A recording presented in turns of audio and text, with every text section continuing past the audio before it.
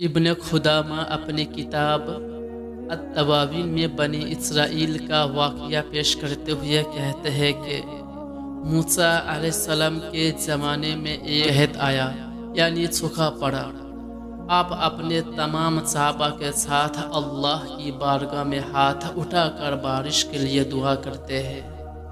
अल्लाह की जानिब से मूसा अलैहिस्सलाम को गैब से आवाज़ आई और कहा कि ए मूसा, आपके एक सहाबी ने यानी साथियों ने अभी तक तौबा नहीं की। मूसा अलैहिस्सलाम अपने सहाबा से कहते हैं कि तुम में से कौन है जिसने अभी तक तौबा नहीं की, इसलिए बारिश नहीं हो रही। ये कहते ही बारिश का बरसाना शुरू हो गया। सहाबा कहने लगे, ए मूसा अलैहिस्सलाम, आपने तो झूठ कहा हमसे, देखो बारिश तो शुरू हो गई।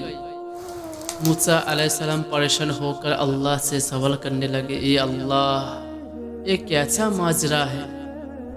अल्लाह ताला ने फरमाया, ए मूसा, जैसा ही तुमने सहाबा से तौबा का जिक्र किया, ऐलान किया, मेरे उस गुनहगार बंदे ने मुझसे अपने गुनाहों की तौबा कर ली। रिवायतों में आता है कि उस सहाबी के मुंह से अस्तगफार का जुमला निकला था।